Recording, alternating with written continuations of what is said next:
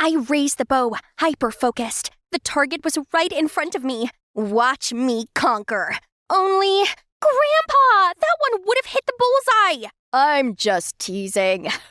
You're getting real good, Pumpkin. Hi, I'm Gina, and I love archery. My grandfather, my only family, introduced me to the sport. He always encouraged me to join contests, saying I had a knack for it. But competition's not really my thing. Talking to strangers was enough of a challenge for me. But my only friend, Bailey, is lovely and cheerful. We've been close since childhood to the day we came to the city for high school and became roommates. My new life promises fun and excitement, but I missed my grandpa dearly and wrote to him often. Dear Grandpa, my life here is wonderful. The dorm room is nice, clean and tidy, and every morning, soothing instrumental music from the speaker reminds me of the times we enjoyed music and a tea together on the front porch. Ugh, Bailey, turn it down. And are you gonna do something about your mess? Jeez, it's an organized mess. Ask me about anything, and I can find it immediately. By the way, there's a welcome party for freshmen tonight. Shall we go? Nah, I'm too tired. Come on, Gina, it'll be fun. You'll make some new friends, too. It's just... Okay, stay here then. I'm leaving. Somehow I felt a bit empty. I'd never noticed that Bailey and I were so different until recently. Bailey's a social butterfly who can make new friends easily. And me? I was introverted and reserved. I can't keep being this way. I came to the city for the experience. Duh! So when Bailey asked me to go to the school's fair, I immediately agreed. When the day came, while Bailey's chatting and giggling with other students, I just kinda absentmindedly faded into the background. Since Bailey did not seem to notice my absence, I decided to look around on my own. Suddenly, a scream startled me. Thief! Thief! I turned around to see a thief running away with a girl's handbag. Without thinking, I grabbed a set of bow and arrows nearby and shot at him. That's when I saw another arrow. Flying in the same direction, both arrows hit the thief right on his head and knocked him to the ground. I looked for the other archer and saw the Greek god Apollo, who's also looking at me. Then he went to handle the thief as I took the opportunity to quietly leave the scene.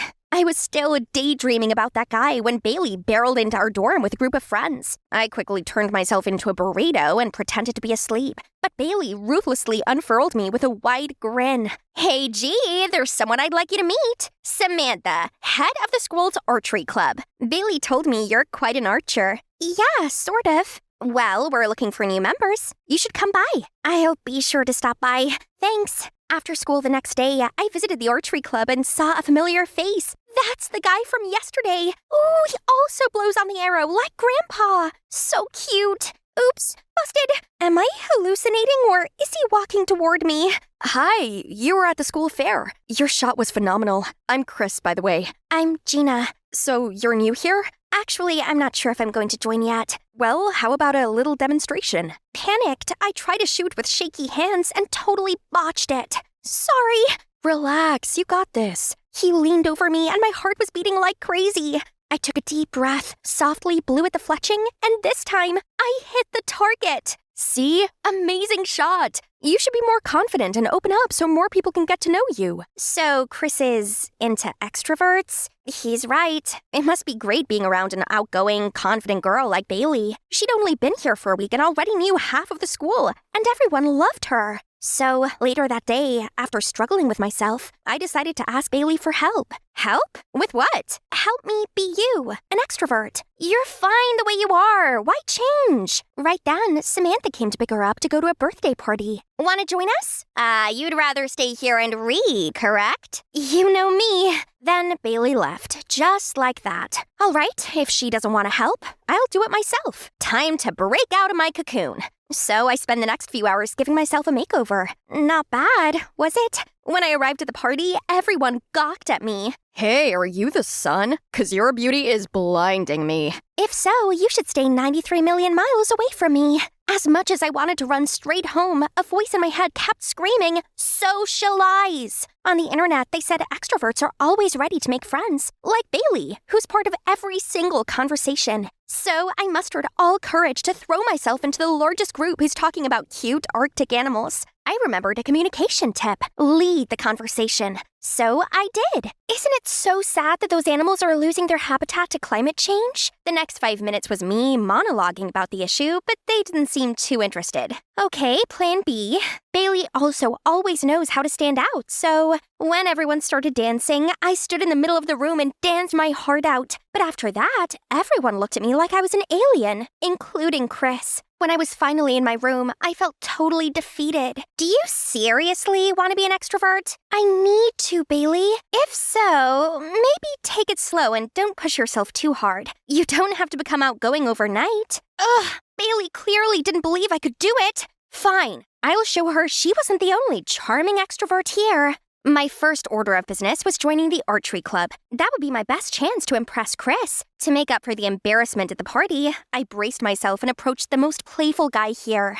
Hi, I'm Gina. I like your shirt. Thanks. I'm Patrick. Patrick is the student council president. He's here to help promote the archery club. Then whenever Chris passed by, I tried to joke around with Patrick, although he seemed distracted. But Chris just turned away and looked unhappy. Gina, what's the deal with you and that Chris guy? He keeps looking over here. Oh, Chris? He's just a clubmate. Maybe it's because he doesn't like me very much. Boys thing. Anyway, I'm thinking about joining this club. Would you teach me? Sure thing. After that, Patrick and I often practiced archery together. I got too excited and set the target as far as I could, pulled a string with all my might, and tried to keep my cool as the arrow hit the bullseye. Out of nowhere, Chris popped out. Awesome, Gina. Best shot I've ever seen. Impressive, Gina. Wanna grab a drink before you teach me how to do that? Right then, Chris offered me a bottle. You like apple juice, right? I saw you only drink that at the party. Eee! He noticed! Thank you! Would you like a ride back later? Finally, a chance to get closer to Chris.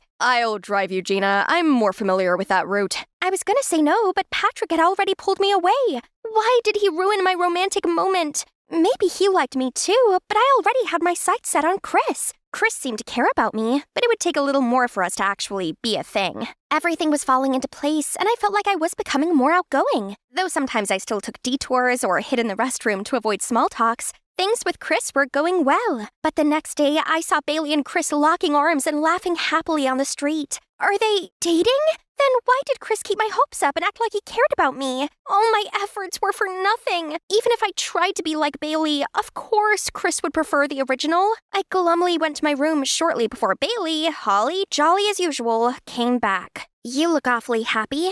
Hot date? Nope, not at all. Are we having secrets now? Of course not! Anyway, what are you up to today? Beating around the bush, huh? She's obviously in love with Chris, but why keep it a secret? Just so they could still mess with others' feelings. After that, I refused to talk to Bailey and avoided Chris. Whenever he greeted me, I'd pretend I didn't see him. And if he approached me, I'd go to Patrick or ask him to take me home. It was petty, but what else could I do? In Patrick's car, I got Chris's texts. He probably just wanted to two-time me, so I turned off my phone. Everything okay? Yeah, I'm fine. You're not a very good liar, but I have just the thing to cheer you up. A few minutes later, we pulled up to a quiet spot with a stunning view. But magnificent as the sunset was, I still felt the sadness wash over me. Want to talk about it? And I did. I really did. It felt good to finally get everything off my chest. Patrick listened patiently, nodding in understanding. When I finished, it's already twilight. Thank you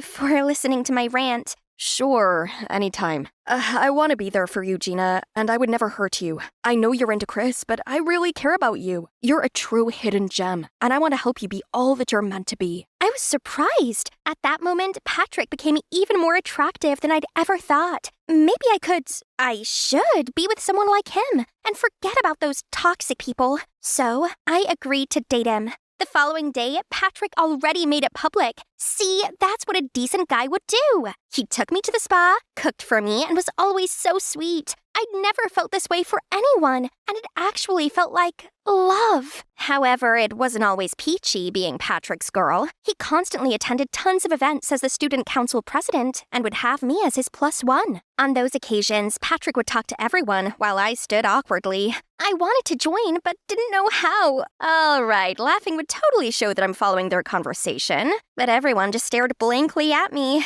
What's so funny about my grandma's broken hips? Oh, jeez, I wanted to dig myself a hole immediately. Soon after, Patrick told me to utilize my archery skills for a fundraising commercial shoot. The pictures went viral, and I became popular. People wanted to befriend me everywhere I went, and it was exhausting. When I told Patrick, he said, "That's good. You'll be the face of this fund, which will help a lot of people. Like Katniss Everdeen and the First Rebellion. I'm so proud to have you as my girlfriend. Let's keep this up, okay?" Something about that didn't sit well with me. But isn't this the life I've always been dreaming of? I was so busy with Patrick's plans that I had no time left for myself. I even forgot to write to Grandpa, and it had been a while since I last went to the archery club. Bailey tried to catch up with me, but I still ignored her. We grew further apart, even though we shared a room. The show today was suddenly canceled, so I seized this chance to drop by the archery club. I got more comfortable and liberated with each arrow I shot. I finally felt like myself again. When I was done, I caught Chris staring at me. I was instantly flustered and tried to leave, but Chris followed me. Gina, I don't even recognize you anymore. It's like you're trying to be someone you're not. Are you really happy? You're the fake one. You like social butterflies, don't you? If I stop trying, I'll become invisible again. You just don't like Patrick, and it bothers you that he's my boyfriend. You're right. I don't like him, but it has nothing to do with this. Not wanting to hear any more of his lies, I just stormed off. But as much as I didn't want to believe Chris, his words got me thinking. I found Bailey waiting for me in our dorm room. She looked a bit timid. How are things going between you and Patrick? Everything okay? Of course. You got a problem with us? Can you come with me after school tomorrow? There's something I want to show you. I followed her out of curiosity. Bailey led me to the back of the school, then told me to hide in a corner and wait. Then I saw Patrick. He wrapped his arm around Bailey, who promptly pushed him away. Come on, I know you've got a thing for me, Bailey. Why won't you leave me alone? You literally have a girlfriend. Pfft, Gina, I made that chick who she is. A cash grab to make a quick buck off of. That stupid girl still believes that was actually a fundraiser. I could have picked anyone, but the fact that it bothers Chris when I'm with her was the icing on top. I can't be with that obnoxious weirdo, but you? A magnificent work. I can't take it anymore and bolted towards Patrick and slapped him right across his smug face. You are the biggest jerk I've ever met.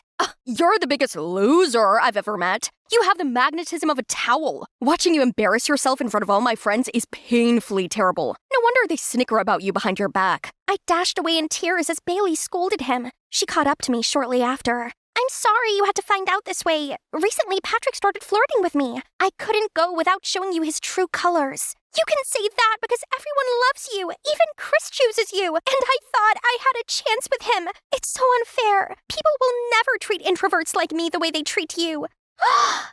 Wait! You like Chris? Having no energy left to be angry, I slumped down, sobbing. Listen, I'm sorry that I refused to help you become an extrovert. The reason is, you're already amazing, Gina. Since we were kids, I've always admired you. You're smart, patient, and determined.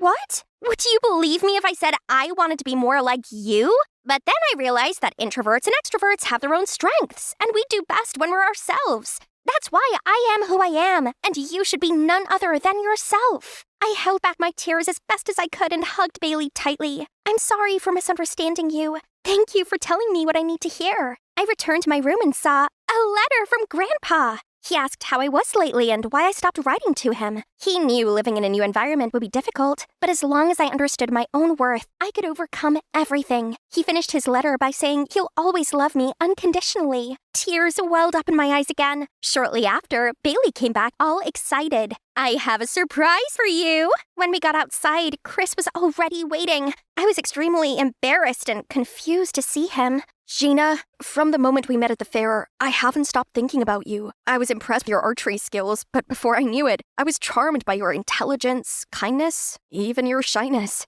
Aren't you dating Bailey? What? Chris is my cousin. He talks about you all the time. I was gonna set you two up, but you were already with someone else. I couldn't believe my ears, and my heart went wild. At that moment, Bailey received another flirty text from Patrick. Ugh! What am I supposed to do with this sleazeball? Well. Could you believe it? Bailey let him hear blindfolded for a surprise. Okay, ready for my present? Patrick was surely surprised to see me aiming right at him. You better come clean about all the cheating you did. It wasn't cheating. You weren't even my girlfriend, loser. Before he could finish, I launched an arrow right above his head. Lucky for you, my aim was just right. But who knows? A loser like me could have missed. Patrick freaked out and literally peed his pants. Then he confessed to all his faults, siphoning off public funds, love scamming for money, which all had been recorded. As soon as the video was posted, Patrick was boycotted and lost his student council president position. He had to switch schools after a week. I finally felt confident in myself and won many archery competitions. During the holiday, I brought Bailey and Chris back home to meet my grandpa and showed him my many trophies. Remember, everyone, be the best version of yourself, and the right person will love the real you. Hi, I'm Sarah, and I'm here to tell you how my not-so-small problem changed the course of my life. When it comes to butts, well, there are lots of names for them, such as tush, behind, backside, bottom, and so on. Trust me, I've heard them all, countless times. You see, I have a big butt. In proportion to the rest of me then, well, it's undeniably massive. My mom and dad both have pretty big butts, so combine both of their genes together, and you end up with me. Ever since I was a little kid, strangers passed comments on the size of my butt. I remember being in a grocery store once, innocently looking in the candy aisle, when a woman came up to my mom and said, "Your baby, is she all right? Because her backside seems to be very big." Yeah, seriously, some people were that rude. And the older I got and the bigger my butt grew, then the worse their comments became. Teenage me, well, I had a hard time. At the time when I hit puberty, my butt became even more enormous, then boys didn't look at my face anymore. Instead, they only seemed to notice my butt. One boy was staring at it so hard that he walked straight into his locker and gave himself a concussion.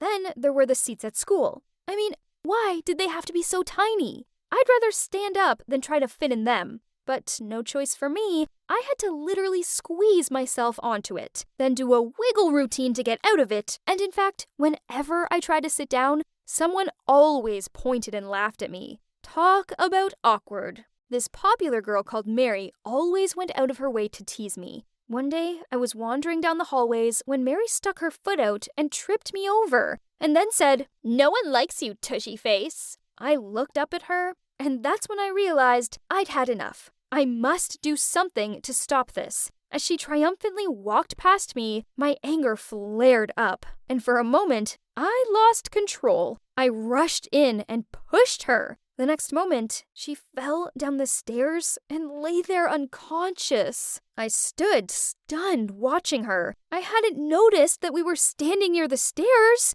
Seeing that, her group of mean girls rushed in and started to hit me. I just couldn't do anything but lay on the ground and keep my head. Then, a voice piped up at the back of the crowd. "Leave her alone. It isn't her fault that she has a big bum." It was this girl called Anita. After that, we started hanging out more, both in school and out of it. Having Anita by my side made me feel stronger, and the mean comments about my butt size didn't bother me so much anymore. My life at school got a bit better. Then one day, this rich kid at school was holding a huge senior party at his family mansion. For the first time in a long time, I felt confident enough to go. I arrived at the party wearing my cutest dress. I saw Mary with her large gang of wannabes, but I knew there'd be lots of trouble if she saw me, so I chose to avoid her. Then I spotted Thomas, the most handsome, sweetest guy I knew. I'd pretty much had a crush on him since preschool, but I'd always been too self-conscious to tell him about it. "Go and talk to him." Anita gave me a gentle nudge forward. "Go on, before Mary gets to him first." My nerves took over, so I said to her, "But what if he isn't interested?" She rolled her eyes at me. "Not gonna happen. Now go." He seemed happy to see me, and we both hung out and drank a lot. Then we snuck off upstairs to the master room. We sat on the bed, and he looked at me, like, really looked at me, then said, "I really like you, Sarah, and I think you're the most beautiful girl in school." I blushed. This was the sweetest thing a boy had ever said to me. Then he leaned in and kissed me. OMG, talk about amazing. We were passionately kissing when the door burst open and someone shouted, "Why are you with her?" It was a furious-looking Mary. She continued yelling at us both and even tried to hit me, but Thomas protected me. Then he took my hand and led me out of the room. Mary continued to shout mean comments at me, but I didn't care. Thomas liked me, and she just needed to deal with it. A week later, Thomas asked me out, and I said yes. Being his girlfriend was the best thing ever, as he made me feel so special. Suddenly, having a big butt didn't seem to matter. In fact, Thomas said it only added to my beauty. Then one day at school, I was sitting in class when an announcement came over the speaker. "Sarah Montgomery, please report to the principal's office right away." The principal said that Mary's parents had reported the fight between me and Mary, and I was the one who started it first. So I was expelled. I was so mad that I didn't even bother clearing up my locker. Instead, I just stormed out of there. I ended up at a different school, and I tried my best to focus on my studies. I wanted to go to college and study drama, as I loved acting, and believed my unique body shape would be a big selling point in the industry. Thomas and I continued to date. He always supported me and made me feel like I was capable of doing anything. I didn't see much of Anita anymore, but we kept in touch. One day, I was studying in a cafe when a man came over to me, passed me his business card, and told me that with a butt like mine, I could make serious money modeling. So that's how I became a photo model. Turns out the man hadn't been lying about the money. Okay, so I wasn't an actress yet, but I earned loads. Finally, the part of my body I was so ashamed of made me super successful. I paid off all my college fees and gave my parents back all the money I'd loaned off them. A few months later, I was on a date with Thomas, and in the middle of dinner, he bent on one knee and pulled out a ring and said, "Sarah, will you marry me and make me the happiest man alive?" Overcome with joy, I shouted out, "Yes, yes, yes, I will marry you!" Finally, the day of our wedding arrived, and I was so excited. After everything I'd been through, I was finally going to marry my charming prince. I had the most amazing fairy tale dress and the perfect castle venue. Better still, Anita was there as my maid of honor. As I was dancing, I saw Jack, who was my drop-dead gorgeous cousin, and he just came to join my wedding party. Anita had always been looking to meet him. I was so excited and decided that tonight was the perfect time for Anita to get access to him. I went looking for her, but she wasn't on the dance floor or by the bar. So I searched upstairs. I was about to open one of the doors when I heard a male voice coming from within. "I'll try and get some money off her. Just give me a few weeks, okay?" Then I heard a girl's voice say, "But honey, we need the money now, and I don't like Sarah. She's more butt than person." Then the guy said, "You know I don't love her. I only love you."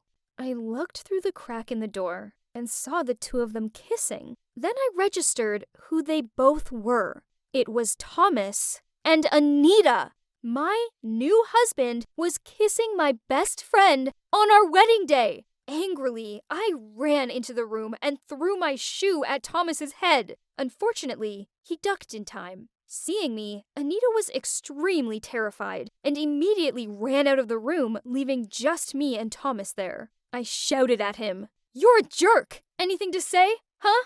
Thomas looked at me in panic and confessed to me all. So Thomas told me how he'd liked me back in school, but over time, his feelings for me changed, and he found himself falling for Anita. He was going to break up with me, but then I ended up being successful. Seeing as he'd been the one supporting me, he thought it was only fair that he got a share of my money. So him and Anita constructed this whole wedding plan to take half of my money. I was so shocked. I had to sit on the ground. My heart felt like it was shattering in my chest. Then I opened my mouth and screamed at the top of my voice. I ran out of that place crying, and the wedding was canceled. I'm not gonna lie, it's been hard. Being betrayed by the man I loved and my best friend was painful. I shed a lot of tears over them, but I refused to shed any more. Turns out, Thomas wasn't the man for me, but I believe that my perfect man is out there somewhere. My backside may be exceptionally large, but I'm still a real person with real feelings. I only wish the world was more understanding, but for now, I'm using my butt to progress in my career, and I have a feeling I'm gonna be just fine. Always be you, and never let anyone take away your shine. If you try so hard to fit in and be normal, then you'll never find out how truly amazing you are and how you were born to stand out. Hi everyone, I'm Amanda, and I'm 17 years old. This is a story about how I fell in love with my adoptive dad and the crazy things I discovered because of it. I need to be honest, as I've not had the easiest life, so when I fell in love with him, I probably wasn't thinking straight. My childhood was tough, as it was just me and my mom, and we lived in a slum in the city. My mom was pretty irritable, and she always took it out on me when she'd had too much to drink. I got used to it quickly, and hardly even cried when she did this. I just thought it was normal to be treated like this. But when I was 7, my mom got arrested for fraud and drug use, and she got sentenced to 10 years in prison. I'll never forget the moment the police broke our door down and took my mom away. It was late at night, and I just screamed and cried. All I had was my mom. Without her, I was nobody. Even though she hurt me when she was drunk, she was still my mom, and I loved her so much, and she loved me too. After she was taken away and the police said I wouldn't see her for a while, social services placed me in an orphanage. Life there was even worse than in the slum with my mom, but I told myself it was only 10 years, and that as soon as my mom was released from prison, she'd come get me, and that by then, she'd have changed and wouldn't hit me anymore. But that's not what happened. After 1 year, an old couple came to adopt me. They'd been trying to have a baby for years with no luck. I thought maybe this was my chance to finally have a loving home. They cried with happiness when they saw me, but the minute we got back to their house, everything went downhill. They were both quite old and strict, and immediately sat me down and went over their set of rules. It was torture. Anytime I did one thing wrong, like accidentally breaking a glass or spilling some soy sauce on the table, they'd punish me by starving me for the whole day, until I almost fainted. After 3 months of this, they took me back to the orphanage and complained that I was a spoiled little brat with no manners. To be honest though, I was relieved. They were old and grumpy, and we clearly weren't well suited. Years passed by, and when I was 12, I was adopted by another family who ran a small restaurant. I stupidly thought it would be better this time, and at first it was. But pretty soon, they started making me help out in the restaurant, doing all their chores and even the housework at home. I very quickly realized they'd basically just adopted me so I could be their maid. But there was one nice thing about this family, their son. His name was Jose, and he was 2 years older than me. Unlike his parents, he was actually super kind. He would often steal food from me from the kitchen and even helped me finish the chores. But one time, his mom saw Jose helping me and thought I'd forced him into it. She was so angry at me, she took me straight back to the orphanage. I couldn't believe it. After 4 years, they just sent me back. After those 2 disastrous attempts at being adopted, I thought I'd never find a family who actually wanted me. I pretty much gave up all hope and resigned myself to the fact that I just have to endure the orphanage life until my mom got let out of prison. But then, one day, a man named James came to the orphanage to volunteer, and that's when my life changed. He looked quite young, around 40 or so, and he had a kind smile. Often, I'd catch him looking at me, and it made me feel quite shy. No one had ever paid me attention like this before, not even my mom. Then one day, the women who worked at the orphanage took me aside and told me that James wanted to adopt me.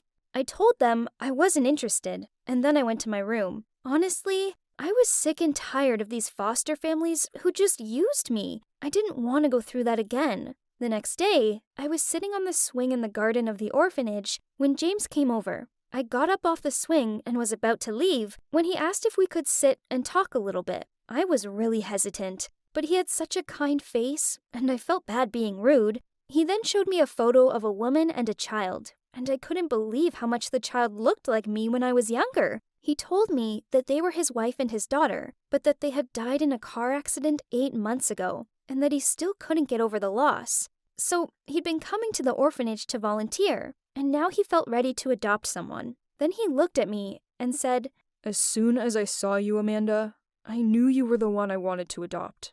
I didn't know what to say. I felt so sorry for him, and I knew what it felt like to experience loss. So I told him I'd be happy if he wanted to adopt me. He was so excited, and the very next day, he came to pick me up and take me to my new home. I was quite nervous, but as soon as I saw how cozy the house was, covered in family photos and with a nice bedroom for me, I knew I'd made the right decision. James was the perfect adoptive dad. He was polite and kind and always listened to me. He didn't make me do chores, and he didn't create a strict set of rules for me to follow. With him, I could just be myself, and for the first time in years, I was happy. He made me laugh so much. Finally, life was good. But there was just one little problem. You see, I was a teenage girl, and the more time I spent with James, the more I started to think I liked him in a way that wasn't appropriate for a relationship between an adoptive dad and his daughter. One night, he was getting out of the shower, and he'd left the door open. I saw him standing there, wearing a towel around his waist, and I couldn't take my eyes off him. I knew it was wrong to be looking, but I just couldn't stop. Then one day, he was doing some gardening, and he hurt his back. I offered to give him a massage, and he was so grateful. As I rubbed his back with oil, he said to me, Oh, Amanda, your hands are so soft. I haven't felt so comfortable in a long time.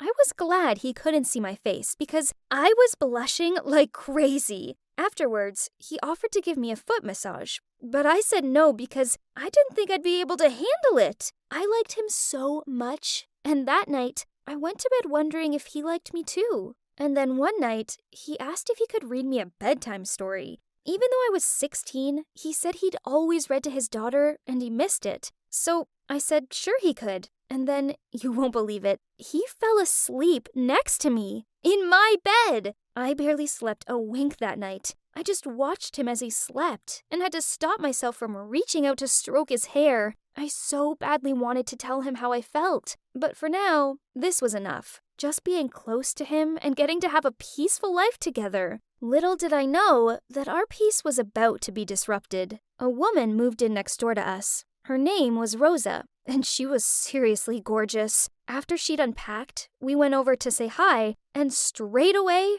I regretted it. She immediately started flirting with James, even reaching out and stroking his arm as she said, Oh my, look at those muscles. I'll need your help setting up my kitchen, if you don't mind. James just laughed and said he'd be happy to help. As we walked away, I looked back and saw Rosa checking out James, and I knew she was going to be trouble. And sure enough, after that first meeting, she kept popping up. The next day, she asked James to help her fix a light bulb, and then a few days later, she came over with a plate of muffins to thank him. She never really spoke to me. She only had eyes for James, and I didn't like it one bit. Was she trying to steal him from me? The more she hung around, the more jealous I became. Everything had been perfect until she turned up, and now I was so scared James would fall for her and I'd be all alone again. My feelings were becoming so intense, so I decided there was only one thing for it. I had to tell him how I felt. I was pretty sure he had feelings for me too. I had to act quick before Rosa made a move. Hey guys, Milo here. Again. I'm going to share with you the final part of my awesome story, and trust me, you won't want to miss it. For those of you who are struggling to keep up, in the second part, I decided to make a move with Vanessa, despite knowing that she's the little sister of my horrible ex. And also, she was dating this thug, Kane. The only thing that matters is that she had feelings for me too. So I convinced Vanessa to dress sloppily so Kane would end it with her. Of course, my genius plan worked. Then we started dating officially. But I didn't want Vanessa to find out the truth about my past relationship with her sister, so I made up some ridiculous story to her about how I wasn't ready to face seeing her beloved sis yet, as she was the mean girl that had made my life a living hell back in middle school. Anyway, Kane found out about Deanna being my ex, and now he's threatening to tell Vanessa everything unless I set him up on a date, with my sister Kayla. I know, complicated, huh? I swear my life is just one big soap opera. Anyway, tuck luff, sis. Seems like you have a date with Creepy Kane this Saturday. Okay, so the fact she already has a boyfriend makes things somewhat complicated. I guess there was only one thing for it. I just have to trick her into going on the date. So, Kayla loves singing. I mean, she's tone deaf, but she thinks she's Katy Perry or something. So I figured that the most logical way to trick her into meeting Kane was to come up with some story about a talent agent being interested in her. I told her that I had a friend who knew a talent agent, and this agent would just love to have dinner with her on Saturday and talk about her career. At first, she raised her eyebrow and said, as if. So I let out a long sigh, then replied, as much as it pains me to admit that you have talent, well, you do, so meet the agent, or don't, as if I care. I shrugged, then I walked off. I hadn't got far when she shouted after me, yeah, okay, I'll be there. Result: I knew that my sister wouldn't be able to resist the prospect of getting one up on me. It's a shame for her that this would never happen. Of course, I wasn't a complete jerk. Kane's a volatile idiot, so the least I could do was secretly follow her to make sure she was safe. I sat in the restaurant in my sunglasses, stick-on mustache, and baseball cap. Talk about the master of disguise. I should open up a spy business. Kayla was far too busy droning on about herself to notice me. She didn't seem to recognize Kane as being Vanessa's ex either. Probably because he'd actually washed his hair. And was that aftershave I could smell? I overheard her say to him, so do you really think I can make it as a singer? Kane looked confused, but he just shrugged and said, yeah, sure. Even though she wouldn't quit going on about her singing, he still continued to flirt with her. Lame things like he told her she looked pretty and stroked her arm. Ugh. At one point, Kayla started singing. Kane looked dumbfounded, and the waiter walking past actually covered his ears. It was so funny, even I couldn't help but laugh out loud. Then she must have had a light bulb moment about who he was, as she gave him a scrutinizing look, stood up, then said, wait a minute, yeah, excuse me? I need the bathroom. As she stormed across the room, I knew she was bailing. Oh no, if she did that, then Kane would tell Vanessa everything, and my life would be over. So I hurried after her and shouted her name. At first, she gave me a weird look, so I removed my sunglasses and fake mustache. She looked pretty mad. But I knew that I had to tell her all about how Kane was blackmailing me. I even managed to fake some tears. At first, she seemed furious and she shouted at me. A lot. But then she seemed to calm down and she smirked. Uh-oh. That smirk. Didn't look good. She told me, okay, I'll go back inside. But this means you have to do everything I say. All month. I didn't like the sound of this, but I had little choice. So I agreed. She went back inside and the date seemed to go well. The problem was now I didn't have to worry about Kane. Instead, I had to worry about my sister. Why do these situations happen to me? Has karma for messing with all those couples come back to bite me? I had to do all Kayla's chores, including staying home every weekend to babysit the kid next door. Ugh. Then I also had to message her actual boyfriend and apologize for the Valentine's prank I played on him. A reminder for you, it involved my super speed and a whole lot of duct tape. Things got weirder though, as Kane seemed totally smitten with my sister. He sent her flowers, then he sent her a giant teddy bear. And he even messaged me saying he wanted to assure me he would never hurt her. Okay, this was weird. It seems my sister had made the once thug-like Kane turn soft. Thing is, she binned his flowers, gave the teddy to the neighbor's kid, and well, made it clear she didn't like him. Wow, love can really mess someone up. Even someone like Kane. I guess he liked her coldness toward him. I suppose it's far more of a challenge than being with someone all kind and sweet like Vanessa. Kayla had started selling home-baked goods, cookies and things. They were tough, burned, and gross, but people seemed to buy them. So guess who she roped into playing delivery driver? Talk about lame. What made it even worse was I had a date with Vanessa one day. But no, now I had to deliver inedible biscuits. Being the smart guy I am, I found a way to get around this. So I picked Vanessa up from the library, then went off to make the deliveries. The plan was to drop them off as quickly as possible, then Vanessa and I could have date night. Vanessa didn't mind. In fact, she thought it was sweet that I was helping Kayla out. Ha! We got to the delivery address, and it was a nail salon. I left Vanessa in the car and rushed inside. Then I saw who the customer was, and oh my God. There standing in front of me was Deanna. Talk about a shocker. I was so surprised that I actually dropped the delivery. I muttered out something about how my sister would reimburse her. Then I went to leave. She grabbed my arm and said she wanted to apologize to me properly for cheating on me. Now was not the time for this. Talk about awkward. I tried to yank my arm away, but she kept clinging to me. Then Vanessa suddenly walked in. I guess she must have seen us through the shop window. She yelled out, "Deanna, what are you doing? Let him go. Stop being so mean. I didn't want to believe that you ever teased him back in middle school, but here's the proof." Deanna looked confused as she replied, "What are you doing here? And what do you mean tease?" They yelled back and forth in confusion for a while until Deanna blurted out, "He's my ex-boyfriend." Cue two furious women staring at me in anger, asking for an explanation. Now would be the perfect time for a UFO to come and abduct me, but no such luck. I had some explaining to do, so we went to the coffee shop next door, and I confessed that Deanna was actually my ex. But I only found out about it after dating Vanessa, so I lied because I didn't know how to handle that awkward situation. I begged them for forgiveness. I was so scared. I was basically staring down at the table the whole time. But then suddenly, I heard giggles. Deanna started to laugh and said, "That's the stupidest thing I've ever heard." Oh my, Milo. Vanessa joined in. Okay, that makes sense, since he's the one who also came up with the ridiculous plan for me to break up with my ex by playing ugly. He really has a unique sense of solving problems. Okay, so I never thought they'd find any of this funny, but at least they're not mad at me. So in the end, I got a proper apology from Deanna. We're cool now, and I can freely date Vanessa too. Turns out life is far simpler when you don't end up in a web of lies. As for Kane, well, he doesn't bother Vanessa anymore. Instead, he's still pining after my sister. I actually think he might have a chance with her, as she broke up with her boyfriend because that dude has been constantly bailing on her to hang out with his friends. Even though I've seen a different side to Kane, I don't know how I'd feel about having him as my actual brother-in-law one day.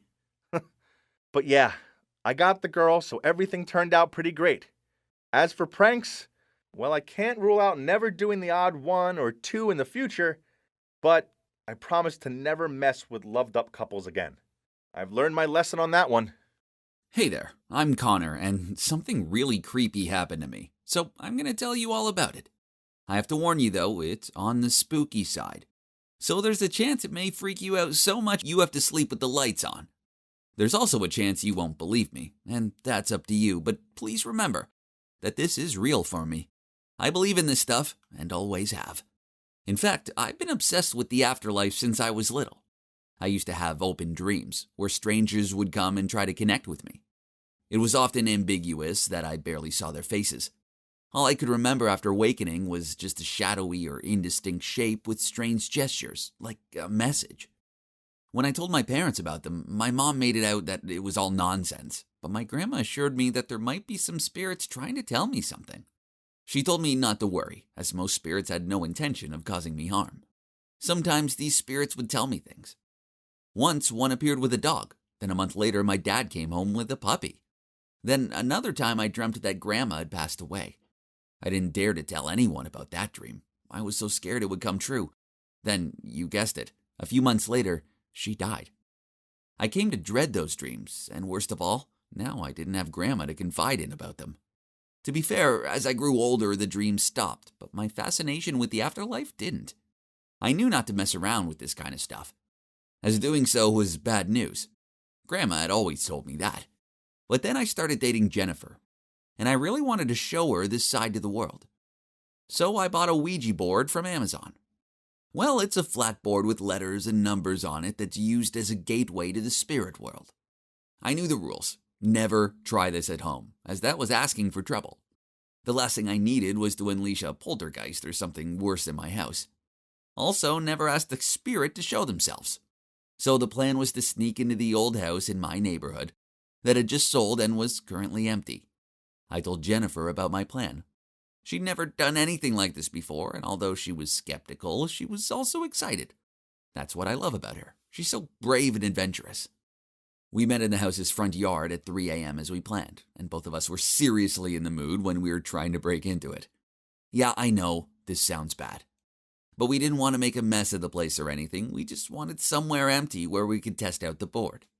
Firstly, we set the mood by lighting candles, incense, and burning sage. Before I started, I grabbed Jennifer's hand and said out loud, "Please don't show up, evil forces." Then I placed a silver coin on the board to deter bad spirits. Then we both placed our index fingers on the planchette, which is a movable pointer, and took a deep breath. I called out into the darkness, "Is anyone there? If spirits are living here, please talk to us." Nothing. Not even the slightest bit of wind. Jennifer laughed, and this annoyed me. I suppose she could tell from my face that I was mad. So she smiled at me and said, "I'm sorry, let's try again." Then placed her finger back. Then I said, "If there's anyone there, we would like to make contact." I was getting goosebumps right at that moment. And the wind started to pick up. The stillness broke, and the darkness around us seemed to move. Excited, I yelled out, "Is anyone there?" Then it got super crazy. Like it was this scene from a movie with dirt swirling around us. The planchette started moving slowly. Jennifer looked at me and said, "What are you doing?" "It's not me, I promise," I replied. I looked up at her, and the moment our eyes met, we knew the planchette was moving by itself. I continued asking, "How many spirits are there?" It took a minute of silence for the planchette to move to 1. It was becoming interesting. "Are you a good spirit?" It moved faster. YOUGUESS. Okay, I considered it a yes, and continued questioning it on some simpler things. "Can I know your name?" The answer was SAMEASHER. At this point, I could hear Jennifer freak out. It was kind of creepy because I didn't call her name even once. I said, "If you're really here, prove it." Jennifer jumped up. "Hey, we promised not to ever ask it to prove its appearance." Suddenly, a gust of wind came out of nowhere and blew out one of the candles. Jennifer yelled at me to stop this now. Then she ran out of there. I quickly said to the spirit, "Nice to know you, but it's time for us to go. Goodbye." And at the same time swept the planchette over the goodbye symbol on the board to quit. Then I picked up the stuff and chased after Jennifer to check if she was okay. She was completely freaked out and told me she was never doing that again. The problem was, I couldn't stop thinking about the spirit. The new owners would soon move into the house, so I didn't have many opportunities left to go back there. So 1 week later, again at 3 a.m., I persuaded my daredevil friends Austin and Miguel to meet me there. I set the board up, and we began. I asked a few questions, and nothing happened at first. Then after a while, the board kept pointing out meaningless letters. I actually thought it was the others messing about. They soon got bored and all thought it was just my imagination all the time. Feeling annoyed, Austin left to go to the toilet, and Miguel and I carried on. I believed in my previous experience, so I persistently continued asking, "Do you know who's in the toilet now?" But still the board only gave out random numbers. When Austin came back, Miguel gave Austin the numbers we'd recorded and said that this time it might not work and we should just go. The color drained from his face. It turns out the numbers were his own social security number. Austin began accusing this of being a setup. I told him it wasn't. I guess he was curious as he sat back down and joined in.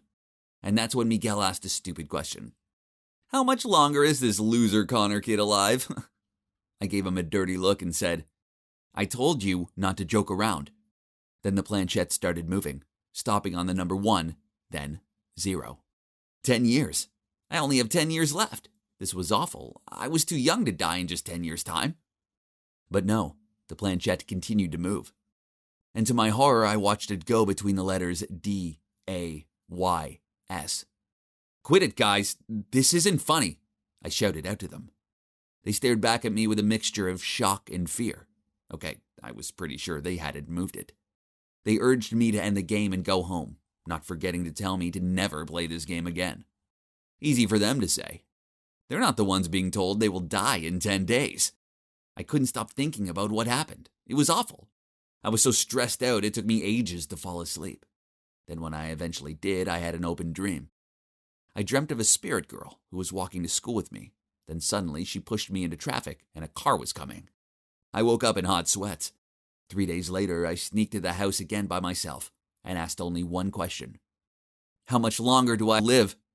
And she answered, 7 DAYS. So it couldn't be a random answer. The spirit was counting down my remaining days on Earth. 3 days later, I still couldn't stop myself from going there and repeating the same question again, and the answer was 4. I couldn't just wait to die, I had to do something. So I told my parents about it, but they didn't believe me, and even scolded me for playing weird games so late at night. On the day my time was meant to be up, they saw the state I was in. I couldn't stop shaking and refused to get out of bed. There was no way I was going near a road today, so my mom rang the school and said I was sick. Then she stayed home from work and barely left my side. That day went so slowly, but nothing happened. It's a month later now and I'm still alive. I did end up grounded for 3 months for sneaking out at night and terrifying my parents. When my punishment's over, there's no way I'll be taking the Ouija board to any more empty houses. In fact, I've stuck it in the attic and that's where it's staying forever.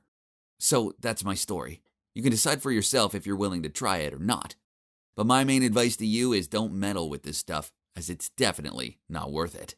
So everyone loves Christmas, right? Trust me. It's not so great when your boss fires you in November. How was I supposed to buy presents now? Still, I tried to see the positives. I hated that boring, underpaid, overworked job anyway. My ex-boss Adrian was the worst. He's a crazy perfectionist who always gave me ridiculous deadlines, complained about every tiniest mistake, and flipped out if things didn't go his way. No wonder he was still single at 32. Who could ever stand him? I wouldn't miss him, or my tragic ass-kissing coworkers. Anyways, on the bright side, I'd get to spend the entire holiday season with my family and my boyfriend Matt in peace, without being bothered by any annoying work emails. I, in fact, have invited Matt over for Thanksgiving dinner with my parents and plan to spend this cozy weekend with my loved ones. Then, the day before Thanksgiving, I packed up my car and was about to go and pick Matt up when my phone beeped. Sonia,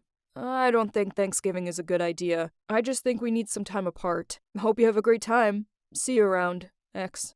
What? Had he just broken up with me over text message? I immediately rang him up, but he'd turned his phone off. Just great. Here I was stuck at home for the entire Thanksgiving and Christmas period, being a jobless, boyfriendless loser. To make it worse, even my little sister Gina had a boyfriend who adored her. This is so unfair. One night, my parents were out to buy a Christmas tree, and Gina had her boyfriend over to help put up Christmas lights and decorations. Well, needless to say, love was in the air, and that festive vibe didn't help at all with my misery. So I refused to join them and curled up in my room. Feeling so lonely and miserable, I downloaded Tinder. I usually wasn't one for dating apps, but I was feeling so low, I would have happily spoken to anyone.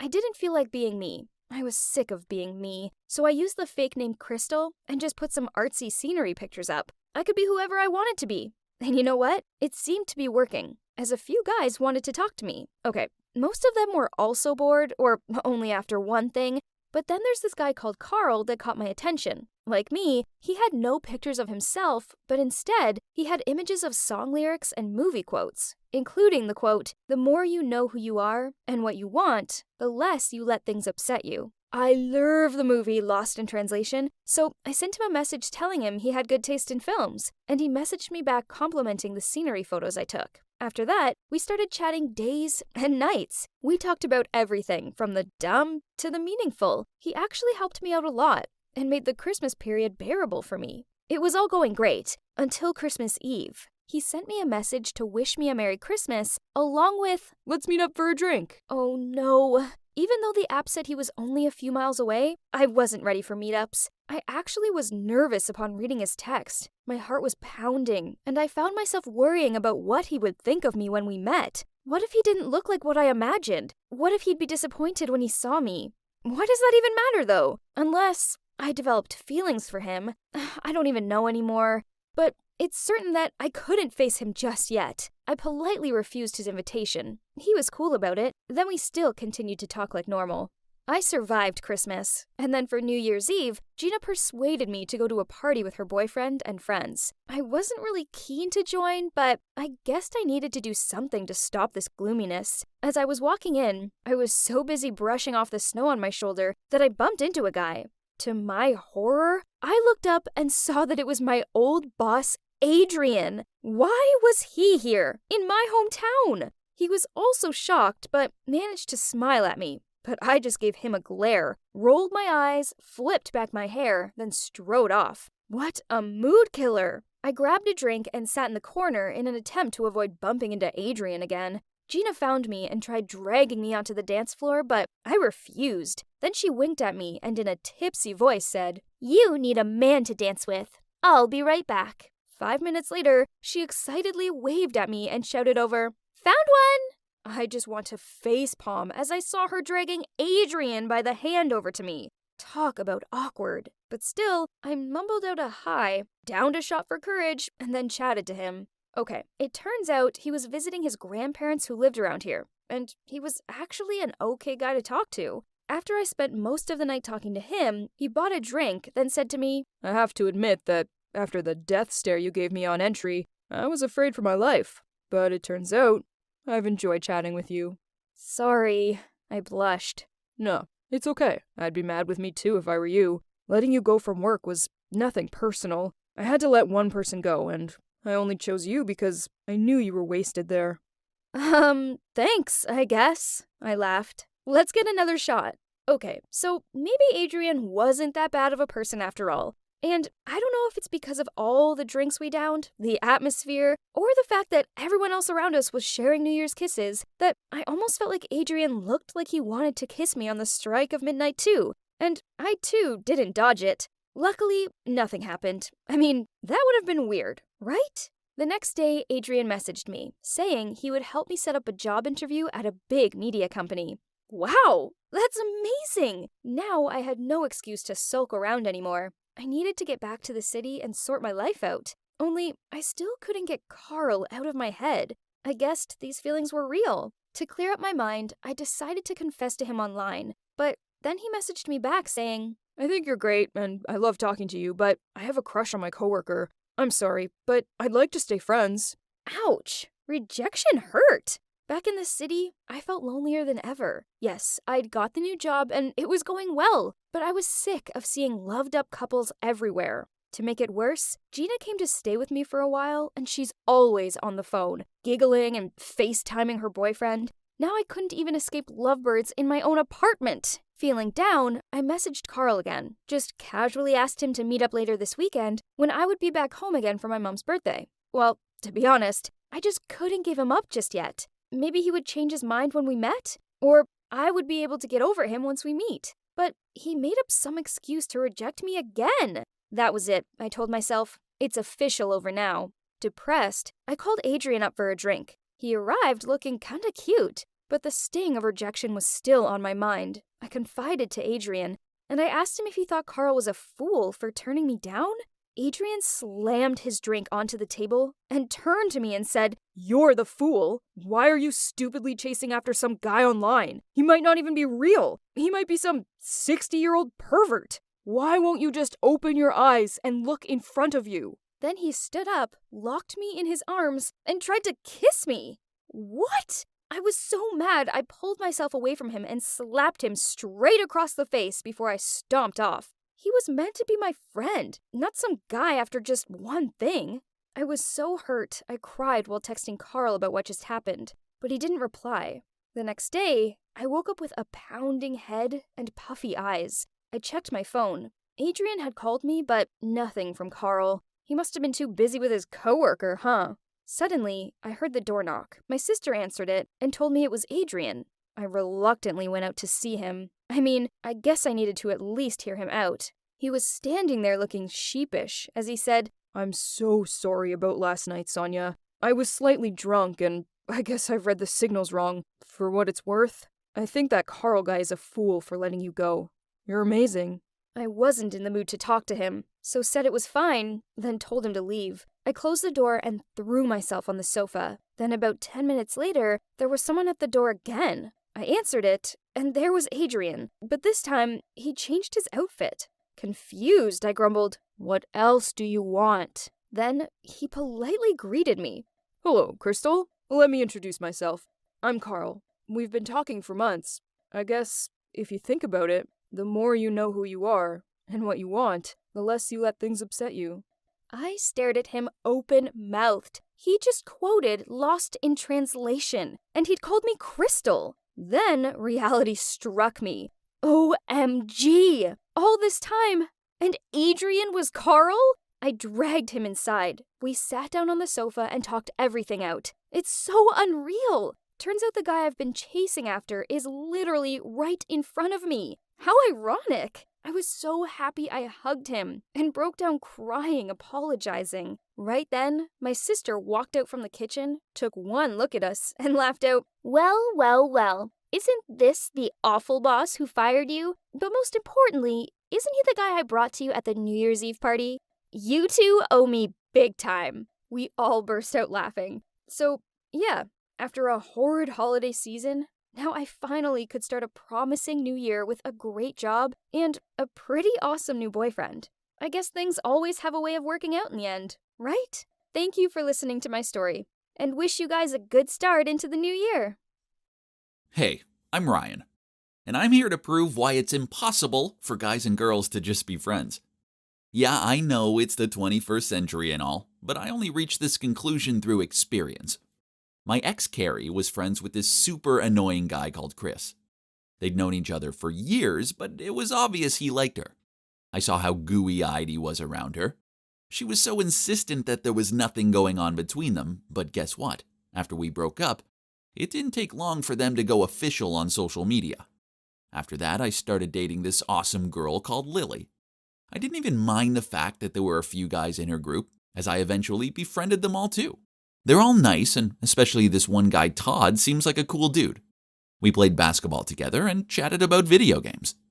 Lily didn't like me talking to him, though. She said she found it weird that I was so friendly with him, and she'd rather I wasn't. Whatever, I just put this down to the fact that girls could be weird sometimes. Okay, so maybe Lily didn't seem to like Todd all that much. She never sat by him or really spoke to him. It was probably just some ridiculous girl drama thing. So I continued to chat with Todd as normal. He was a genuine guy who did nice things. Such as when Lily got super drunk at some party, he was the one who called me up to come and get her. And then he stayed up with her until I arrived. I actually kind of felt sorry for Todd, as the rest of the group all had partners, so he was left being the gooseberry. Once, when me and Lily were feeding each other strawberries and being all lovey-dovey, I noticed how glum he looked. Suddenly, an idea popped into my head. I should help him find a girlfriend. So I have this one friend called Gemma. She's sweet and pretty, but she can be a little on the overbearing side. She's always sneaking candy bars in my backpack with sticky notes on them saying, "Enjoy, love, G, X." And she likes every single picture I post on social media pages. I've told her I'm not interested in her like that, as I'm with Lily, but she always just smiles and says, "I know that's silly." Anyway, Todd struck me as the kind of guy who may like a candy-giving, slightly clingy girl. So on a group outing to the cinema, I told him how I felt bad for him being the only single one in the group, and how I had this friend who'd be perfect for him.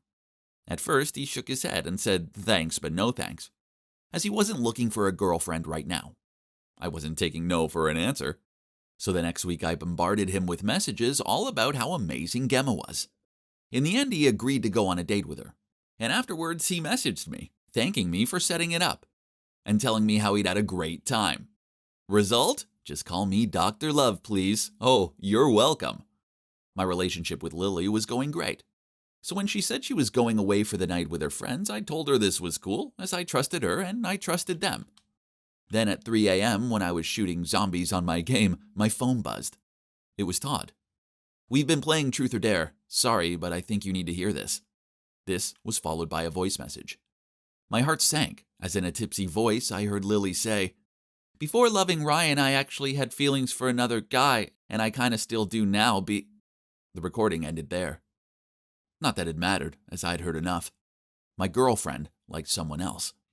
Then Todd messaged me. Sorry for that, bro. Thought you deserved the heads up. I thanked him for his honesty. I knew it must have been hard for him to call out Lily. As I saw it, he was a really good guy with the right intentions. For obvious reasons that night, I couldn't sleep at all. So the next morning I got up early and went for a jog to try and clear my mind fog. That's when Gemma rang me up and asked me out on a picnic. I agreed. I figured that it'd beat moping around all miserable. By the time I arrived back from my jog, Gemma was already parked outside of my dorm, a smile on her face and a picnic basket in hand. I commented on how quick she'd packed it, and she blushed and mentioned something about female intuition. I stank, so I went and showered quickly. Then, as I was getting into Gemma's car, Lily messaged me, telling me she'd be back by noon and I should come over for lunch. But I'm not in any mood to deal with her just yet. So I messaged her saying I was busy with an assignment. The picnic was great. It was such a sunny day, and Gemma filled the basket with all of my favorite treats. I arrived back feeling positive about things. So what if Lily had a crush on another guy? It didn't mean she didn't love me, right? So I went over to Lily's place, but when she opened the door, she just scowled at me and said, "Oh, it's you." Of course it was me. Who else would it be? I followed her inside, but her mood only worsened. I tried asking her about her trip, but she answered with shrugs and eye rolls. Feeling annoyed, I asked her what her problem was. Then she just went into full rage mode and shouted at me. "What's my problem? Why don't we talk about you? Where have you been today? Don't think you can lie to me." Then she showed me on her phone, and on the screen was one of Gemma's posts about how she'd had a lovely picnic with me. "We're just friends, Lily, you know that. You spent all night with your guy friends, and I didn't moan about it." "Well, I know she likes you, and now you're just hanging out with her behind my back." Fueled by anger, I yelled at her. "So what? You're not really innocent either. I know you prefer some other guy over me." "Well, then I suggest you go and date him instead." "What? Whatever. You know what? Fine. Maybe I will." "Yeah, well, I think you should." I stormed out of there and charged up the street. By the time I arrived back at my dorm, the reality dawned on me that I'd just broken up with the love of my life. Jeez, this sucked. From then on, whenever I saw Lily around campus, she totally ignored me. It was the worst feeling ever. Todd messaged me a lot to check if I was okay. I kind of hoped he could help me get back with Lily, but I was getting some seriously weird vibes from him. Once he even sent a message saying, "You're an amazing guy, and you're way too good for Lily anyway." Okay, weird. Did he have a crush on me? That would explain why Lily was wary of me making friends with him. Worse still, I had Gemma hanging around me like some sort of limpet. Because I was lonely, I agreed to go for a coffee with her. She left her phone on the table when she went to the toilet. It beeped, so I looked at it. And that's when I saw that Todd had a picture of him holding Lily in her arms with the caption, "Hey, look, I've succeeded. You two quickly finish your quest, although maybe we should pass on the double date." As Gemma walked back over, I waved the picture in front of her and said, "I think you have some explaining to do." The color drained from her face, but she gave me a feeble nod. It turns out that on her date with Todd, they discussed how she was crazy about me and how he was into Lily. Then Todd had shown Gemma the messages I'd sent him, telling him how great she was and why I thought he should date her. So he made out I must secretly like her and suggested they come up with a plan to split us up. There I was thinking Todd was my friend, but turns out the whole time he was an evil genius. Crying, Gemma played me the full voice message that Todd had sent her from that night. Before loving Ryan, I actually had feelings for another guy. And I still kinda do now, but it doesn't matter, as I've decided that Ryan's the guy for me. Besides, some of you have probably noticed that the other guy, well, it's Todd.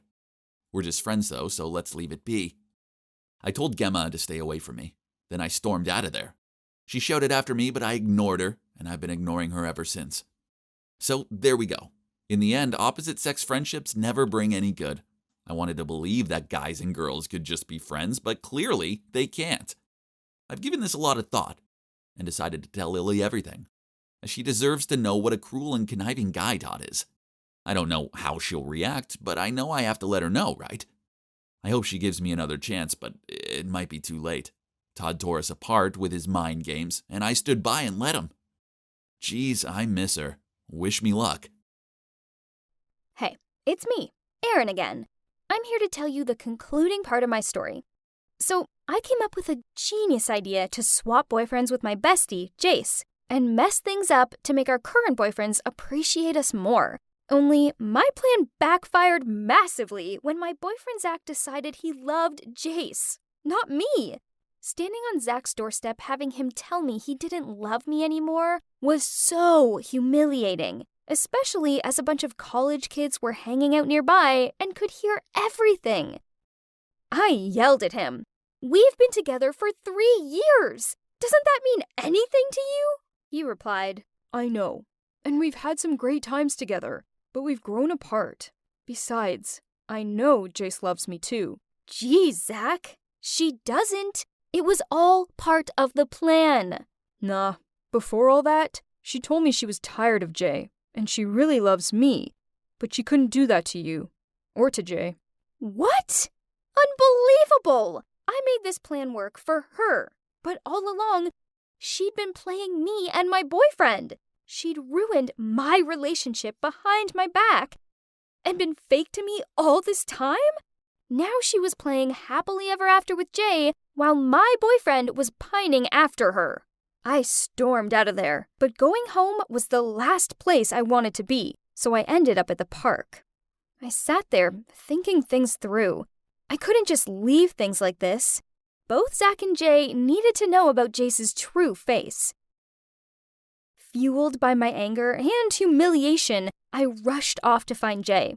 Then I told him everything. He looked completely shocked as I told him how the plan backfired, as now Jace has feelings for Zach and was just using him.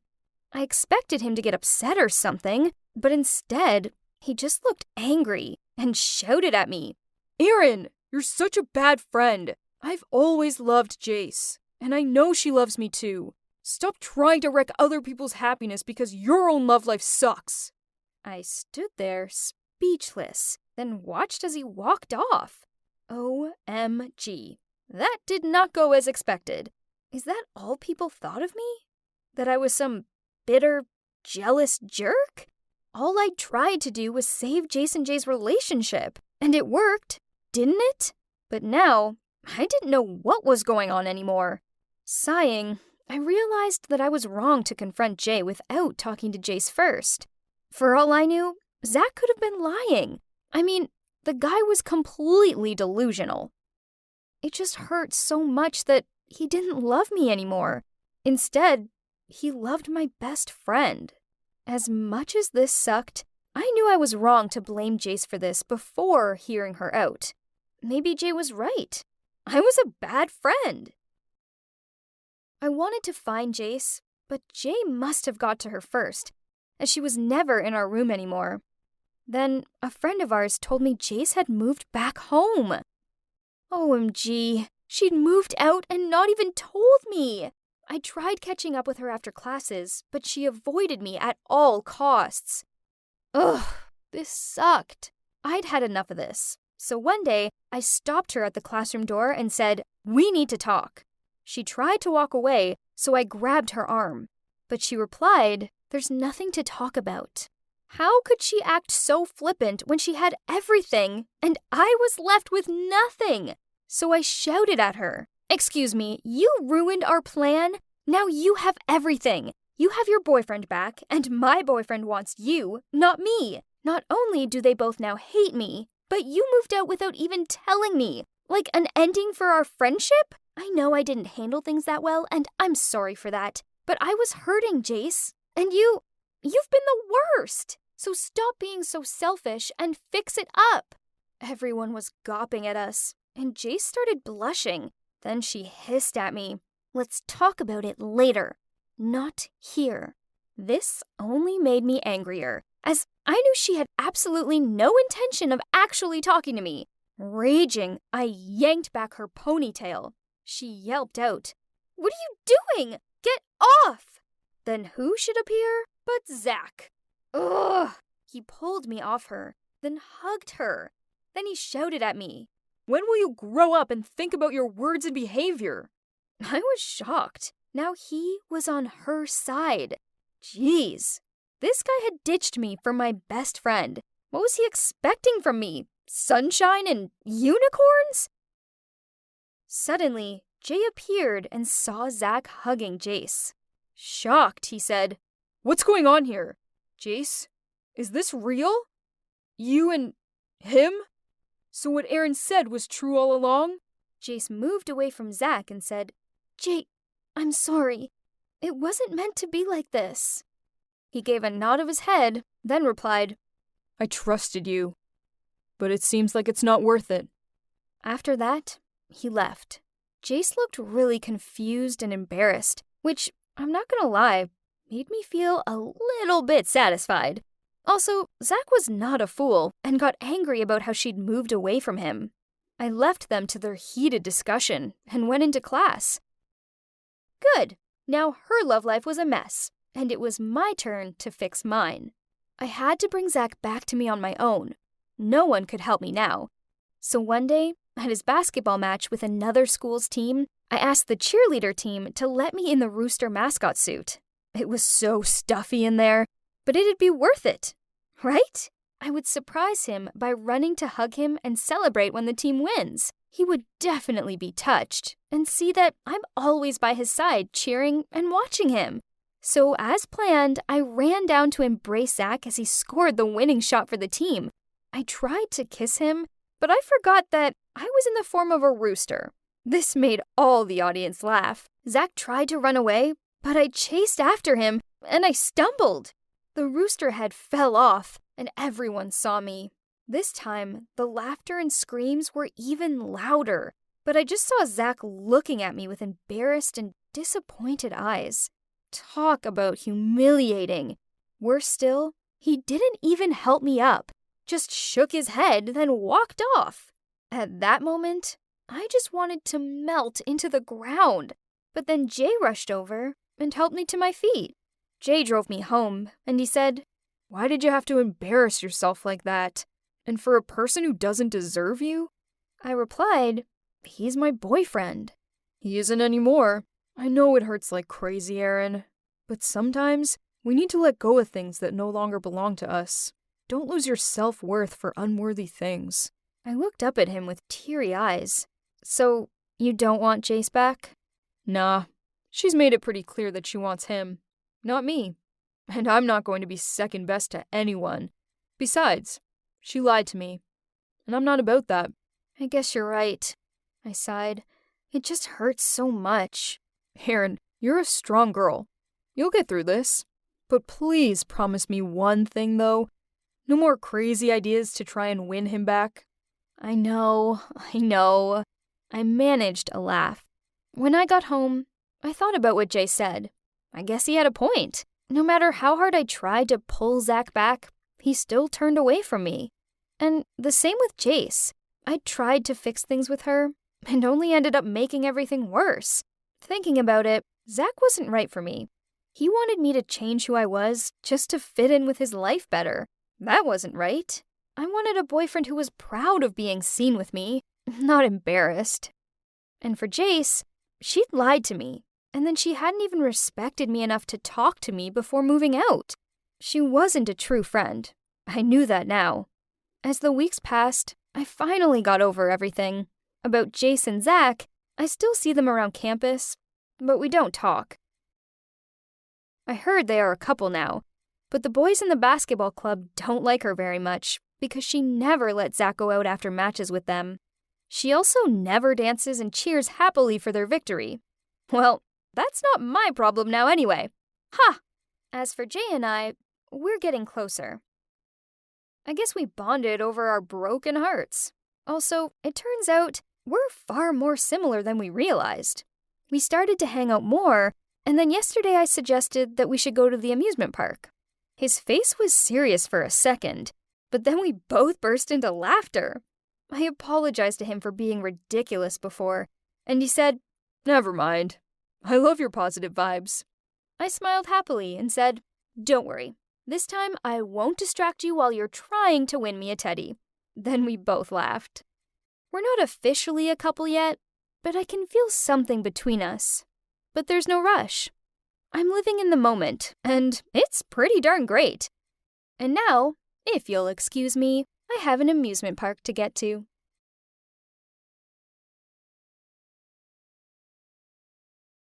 "Hey, Kat here again. Are you ready for the next part of my story? If you haven't seen the first two parts, then what are you doing? Go and watch them right now. But if you have seen them, do you remember what happened to me? I'm a tomboy, a fact which my mom hates. Then her fiancé Max moved in with his girly daughter Taylor, and Mom clearly favored her over me.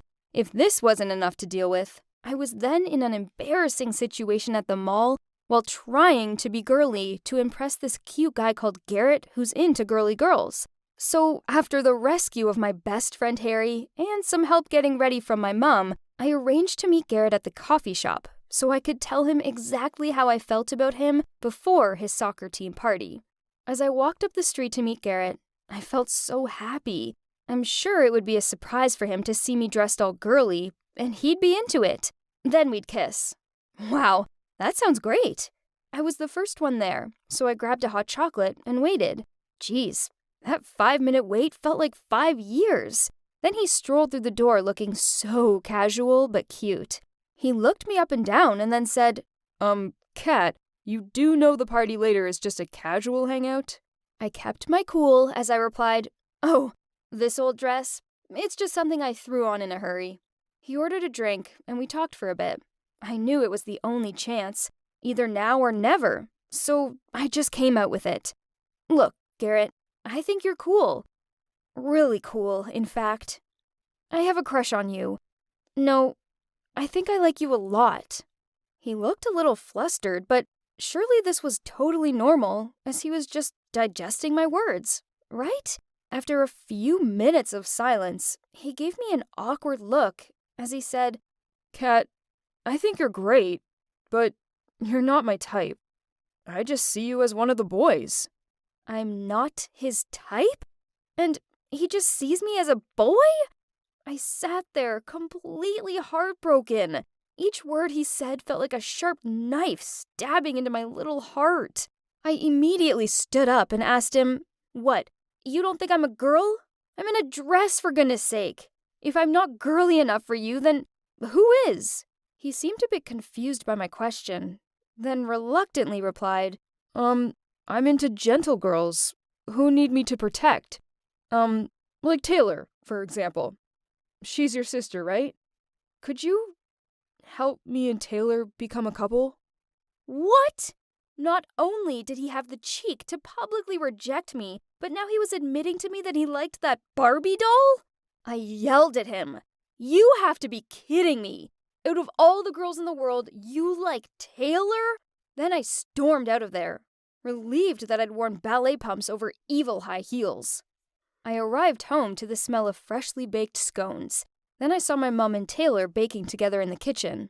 I wasn't in the mood for cooking with Barbie hour, so I slammed the door shut and stomped up to my room.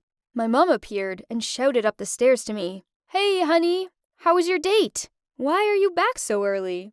Seriously, it was pretty clear from my door slamming that it hadn't gone well.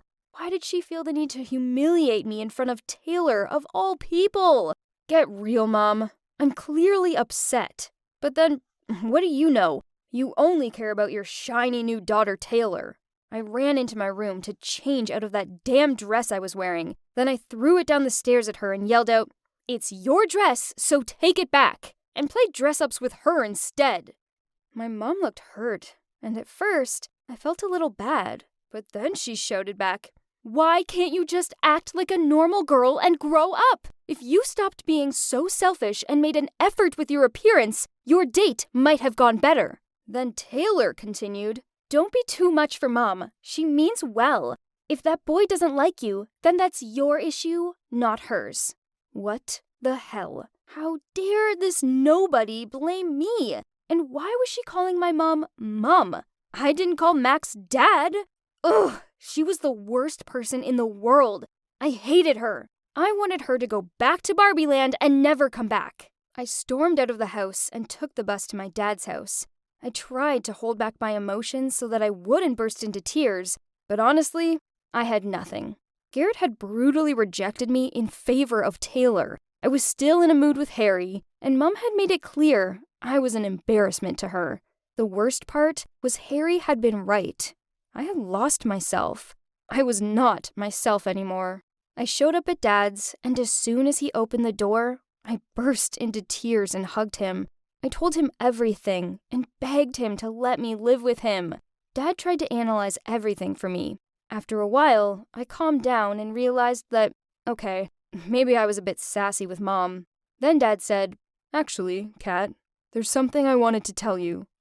I really still love your mom and want you to help me get back with her." Whoa!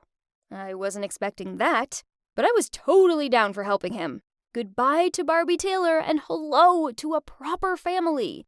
Dad allowed me to stay for the night to let the tension between Mom and me calm down. His apartment was on the small side, so I had to sleep on the couch. But I didn't mind, as it meant I could stay up watching movies all night without Mom moaning at me that I needed my beauty sleep. I arrived home the next day to Mom and Max cleaning the house together. They were laughing and joking around and, yeah, okay, they looked really happy together. But Dad deserved this happiness more, right? I greeted both of them, but only Max replied. My mother ignored me like I was invisible.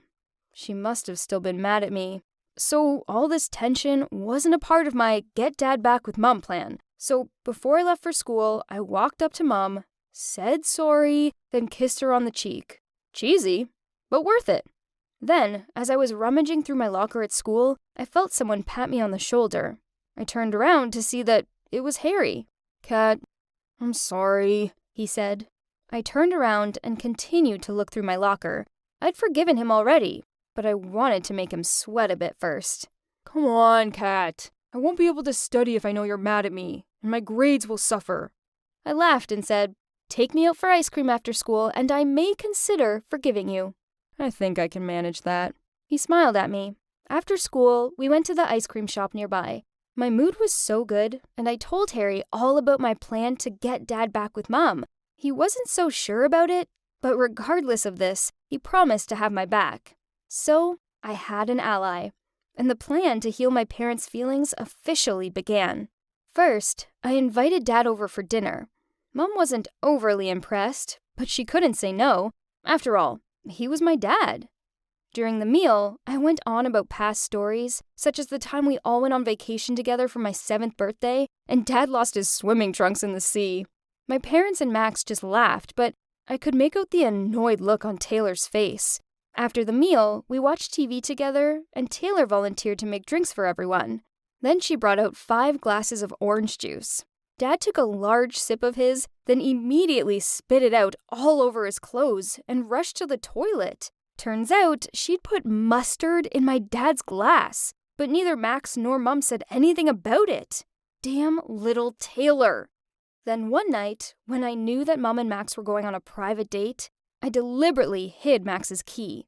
By the time they found them in the plant pot 2 hours later, they'd missed their time slot. Talk about success. Another day, my mom suggested going on a picnic, so I immediately called Harry and my dad and invited them to join.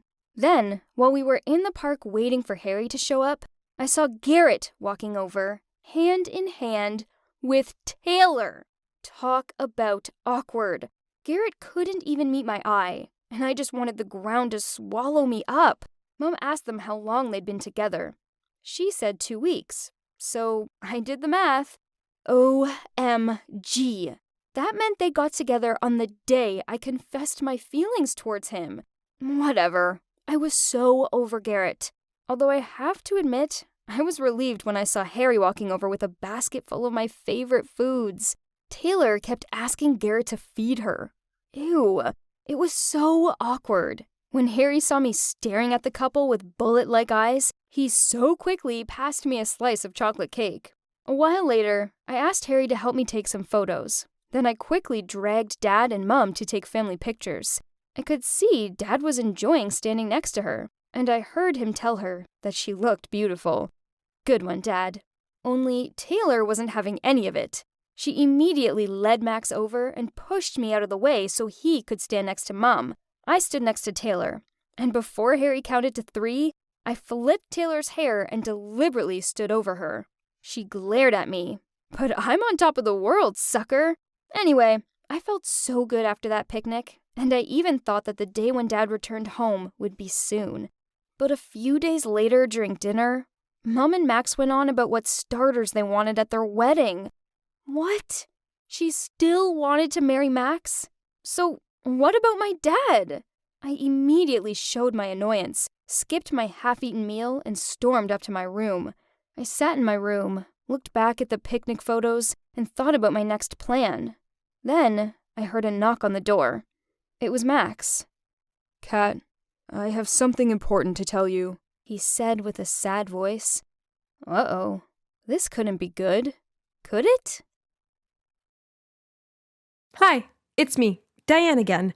In the first part of my story, I've told you about how I found out my boyfriend Brett was actually my half-brother when I once brought him home to introduce him to my mom, who also wasn't even my real mom. I was seriously upset with my mom and my aunt. I loved them both so much, but they've been lying to me my whole life. Imagine how hurt I must have been. Now with the fact that my dad was also Brett's dad, of course it was wrong to keep dating him. So one day we met on our college campus, and I told him I wanted to break up with him. It was so horrible to break his heart like that, but the truth would be much, much worse. Part of me really wanted to tell him because then I could meet my real parents, but then Brett would really suffer. Obviously, Brett didn't take the breakup well. He called me so many times and even came to my house begging to get me back. Even though he knew my mom didn't want him there, I completely avoided him, as I felt like if I saw him, I'd just want to be with him again. I ended up taking a semester off college to sort my head out. It wasn't just to avoid Brett, though. I had another reason, too. I noticed that my biological parents' company was hiring a finance intern. I discovered this when I was Googling them one day, and I realized I had to apply. Well, I got the job. I was so nervous to meet my parents, and on my very first day, my manager introduced me to my dad. I had to try and act as normal as possible, just like any other employee, but inside I was screaming, wishing that I could just tell him who I really was. A few days later, I finally met my mom. My colleague told me that sometimes she would come and bring her husband lunch, and as soon as I saw her, I started shaking. She handed my dad his lunch and gave him a peck on the cheek, and they looked so sweet together. I couldn't stop staring at her. And as she left, she glanced at me and smiled. Suddenly, I felt so emotional, as if I'd lost something that I'd never had. I ended up running to the bathroom and crying in secret. It was just so overwhelming. When my birthday rolled around, my colleagues organized a small birthday party for me at the office. My mom and dad joined us to congratulate me and even sang happy birthday to me. I kept looking at my mom and noticed there were tears in her eyes. I knew that was because my birthday was the same date that she lost me, her only child. If only she knew I was standing there right in front of her. That night when I got home, I saw that my mom and aunt had also prepared a surprise birthday for me. It made me even more emotional because I thought back over all the years. It didn't matter how busy they both were. They always threw me a party. Inside, I felt like I was going crazy. I felt so torn between emotions for both my biological and adoptive family. I don't know why, but I decided that was the right moment to tell my mom and aunt about my decision to meet my real parents. Don't worry, I'll never leave both of you. And Aunt, I'll never tell them you were the kidnapper, I said. After that, both my mom and aunt were crying and thanked me for promising not to leave them, and even offered to help me get my parents back, which just made me cry too. You're probably wondering about Brett. Well, one day I was in the elevator, and all of a sudden the doors opened, and Brett was standing right there with my dad. I wanted to run away, but I had to face him. I quickly said, "Oh, hey, long time no see, Brett. I work here now. What are you doing here?" My dad looked at us confused, and I pretended not to know that the two of them were father and son. So he explained, "Diane, this is my dad. You must have known him from working together. Dad, this is my, ex-girlfriend Diane. I've mentioned her to you," he said. Then my dad complimented me and said I was a great girl at work and that he was sorry it hadn't worked out for us. Brett looked at me sadly then. I told him I had work to do and rushed off. You see, I was solely focused on revealing myself to my parents and didn't want anything to distract me. but it was going to be tough now that my dad knew I was Brett's ex. But thankfully, my aunt had found out something about Ashley that I could use. That night, my aunt came to my room and told me that she'd been researching Ashley. She was afraid that Ashley would start bothering me if she found out I was trying to get back to my family. Turns out my aunt was friends with a close friend of Ashley, the same friend who helped Ashley hire my aunt to kidnap me. So, my aunt met up with her to ask about Ashley, and she told my aunt that Ashley was married and had a daughter. As for her son, Brett, ever since he was a child, she'd just given him to his dad's family, aka my parents. So, then my aunt went to Ashley's house. She spotted her going somewhere with some friends and followed her. She overheard Ashley bragging about her daughter, and then her one friend said, "Oh, Ashley, you're so lucky to have 2 amazing kids." But Ashley just laughed and said, "Oh, Brett, that boy is so stubborn. He's not like me at all. He must get his personality from his dad, whoever his dad might be." To be honest, till this day, I still don't know and don't even bother to know. My aunt couldn't believe what she was hearing. So she asked her friend about it, and then, yes, another shocking truth came out. My dad wasn't even Brett's dad. Back then, Ashley had slept with a few random men to try and get pregnant. Then she tricked my dad into thinking the baby was his, so he'd take responsibility and divorce his wife. However, that didn't work out. But still she kept the lie going and handed Brett over to my parents just so Brett could inherit my parents' company. OMG, Ashley was such a monster. She had fooled so many people. All I wanted was to expose her, but my aunt said we didn't have valid evidence yet. So I told my aunt I'd find a way to get some DNA samples from Brett and my dad. Firstly, I asked Brett to meet at a cafe and apologized for my ghosting behavior. I hoped he'd understand and we could be on good terms. To my complete surprise, he confessed that he was still in love with me. In my mind, I thought, I still love you too. I just wished this all would be over soon and we could get back together. As we were saying goodbye, we hugged, and I quickly grabbed a hair that had fallen on his shoulder. With my dad, I managed to find some of his facial hair on his razor in the bathroom by his office. But as I walked out, I saw there was a kid's drawing on his wall that was signed by Brett.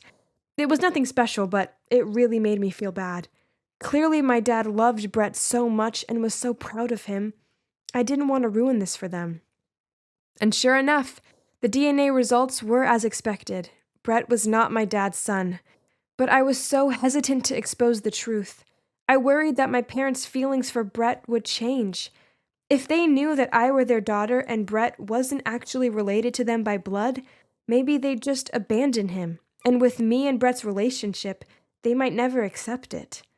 So, in the end, we might all lose someone we love. A son to them, a lover to me, and a family to Brett.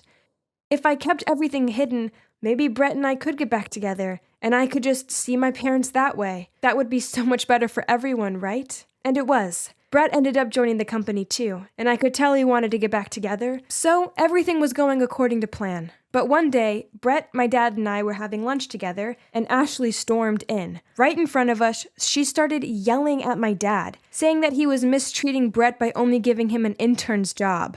Brett quickly jumped up and explained that it was his own choice, but Ashley was furious. She shamelessly asked my dad to give her and her new family more money, including school fees for her daughter. She was basically blackmailing my dad. She said that because in the past she'd handed over her son to my parents out of pity, that they'd lost their child, aka me, so she thought it was okay to demand more money from him. My dad didn't reply to her, and Brett was so angry and embarrassed by his mom's behavior, he told her to stop and basically dragged her out of there. I was almost as angry as Brett. How could Ashley do this? I quickly excused myself and left my dad there all alone. By a twist of fate, I bumped into Ashley again. After work, I went to buy some sunscreen, and when it was my turn to pay, I felt someone push me from behind. Then the person said, "I'm in a rush. Let me go first. I've got my money ready." And yeah, it was none other than Ashley. And the money she was holding was probably the money from my dad. Clearly, it wasn't for her daughter's school fees then. She didn't recognize me and didn't even realize she made me drop my purse.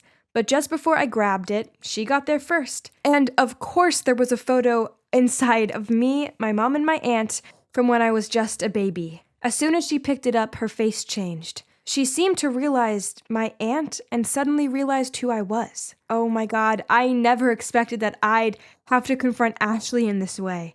Would she do something bad to me now?